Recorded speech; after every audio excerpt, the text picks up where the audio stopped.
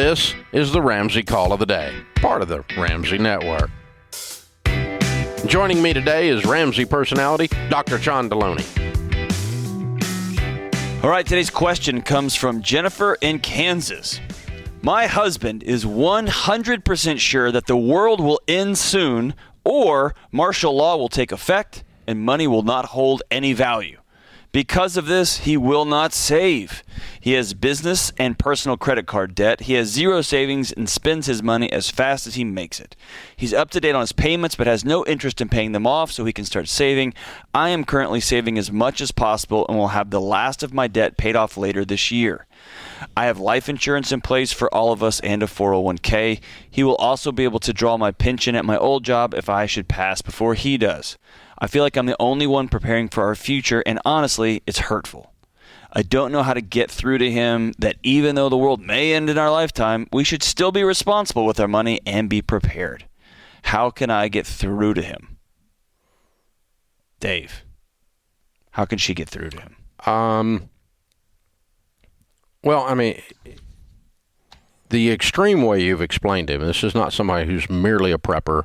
This is not someone who is merely feels like that the culture is deteriorating. This guy is so sure that he's so paranoid that the whole thing is going to crash down, that he, according to you, this is according to Jennifer, that he is doing nothing responsible.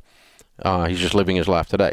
Now, or he's a complete liar, and this is his excuse for being a freaking child. Right. And doing whatever he wants to do. Either way, this guy is exercising at a level of mental illness that is pretty extreme. Right. This is a paranoia situation. Or it's a depression that is lapsed into, I literally can't think through to tomorrow, so I'm just living for the next 5 minutes, the next 10 minutes. Yeah. And I'll create this narrative, and I will find some websites that will back up my narrative. Well, there's 1,000 of these conspiracy millions of them, websites, and all you got to do is watch the news, and it makes them all come true. That's exactly right. And but they're not, So let me just tell you that the world has problems, and the world has always had problems. 100% of the time. And but the percentage likelihood of martial law and of you losing all of your personal assets coming together in your lifetime is so small that to believe that 100% to the point that it affects your behavior where you do nothing responsible for your family is called paranoia. That is a mental illness level. This is not merely we have a disagreement about how life works. This is your husband is mentally ill. And so let me... Am I wrong? No, and in fact, here... Dave, I had a season of life when I had, you and I have talked about this, I had mapped out in a very beautiful mind kind of way where this data point led to this one and this one, and I wasn't well. And I had come to figure out that the housing market was going to recollapse and they were going to have to nationalize houses. I had created this whole world. And so I was going to cash out this and go do this. And I'll never forget sitting with the CFO of a $200 million company. I sat down and explained what I was about to do with my retirement. I was going to cash it out because money's not going to. And I remember him gently looking at me and saying, I don't really understand this. Please don't do this. And I left that meeting and I thought, he doesn't see it. He didn't get it. And I'm a guy that barely knows how to work a spreadsheet, right? So here's the thing. When somebody is in this position, the data and facts don't help a lot.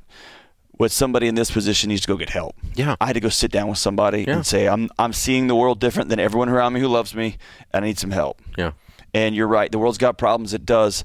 One of my close friends gave me a quote that has stuck with me forever. And he said, John, I got a lot of plans, but I don't have a meteorite plan. If a meteorite hits us, I will deal with that on that day. And the idea that suddenly money's going to hold no value and tanks are going to roll on every street, if that happens, I'll deal with that on that day. And until then, I'm going to be responsible and care for my wife who feels like she's drowning over here by herself, and we're going to go from there. Yeah. I'm just not going to give in to that because it's futile, right? Yeah. Just futile. Yeah, he needs to see. He needs help. He needs to see a counselor. Yeah. He needs help. So, Jennifer, no amount of you sitting down trying to explain stuff to him is going to help. How can I get through to him? You can't. You cannot. You cannot, because his brain is not functioning properly. Right. If somebody in his life that he is somebody that he trusts that would sit down with him and say, hey, let's go talk to somebody, great. If you say, hey, I'm going to go talk to someone, I'd love you to join me, that'd be great. But he needs to get some help. Yeah. And by the way, he doesn't think he needs help, so that's probably going to be very difficult. So, but just to, the point is that this is not, you're not going to solve this riddle. You don't have the tool set.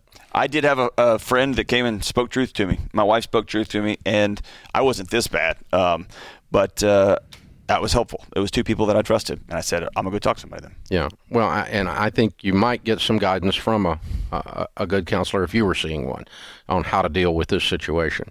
Because here's what's ultimately going to happen, okay? Having dealt with couples in your situation for 30 years, one of two things is going to occur. And there's really not much middle ground. There's not a third thing. It's one of two. He is going to recognize this, get some help, and gradually over time get better, and your lives are going to get better and get more normalized, and you're going to be able to aim at a future and build some wealth and get out of debt and start living reasonably. And you're going to start taking some incremental, not instantaneous, but some incremental steps in that direction, which will give you hope. If that does not occur, 100% of the time, at some point, you are going to boil over, a switch is going to flip, and you're going to be done. And there's going to be no talking you back. Because when ladies in particular are done after holding their breath for a decade or for 3 years or for whatever, when they're done, you can't switch them back on. You can't switch them back into love mode. You're in resentment, and that's ash. It's right? over. That's right. It's over. And because they reach that I've had it moment, and they really have had it, and they're really gone. And so don't let that happen to you. It's going to happen to you if you don't control the process. Now you can control the process, and you say, okay, I'm gonna give him this much time. I'm gonna try these 5 things to encourage him. And at that point, I'm gonna call this because this relation. I can't be married to a crazy person, and he is mentally ill, darling. He's mentally ill. We just diagnosed it. Dave, some of this feels like a self-fulfilling prophecy to me. That if you get enough people saying, well, money's going to be of no value, so let's just blow it all and run up all of our debts and go. But that's the quickest way for money to have some serious problems, right? Is that fair? I don't know enough about monetary policy. That it just feels like we're starting to see what Rabbi Lappin says. He says money is not actual, it's spiritual. So when I give you a $100 bill, the actual paper is not worth $100. Right. It's a spiritual transaction of trust. And so when I give you a $100 bill, you accept that $100 bill for $100 in goods and services, or you eyes get big and you say thank you, or whatever it is, because you trust that you can take that and do something with it. Mm-hmm. And so what you're saying is, and it's a valid point, that if enough people lose that trust, then the money is destroyed.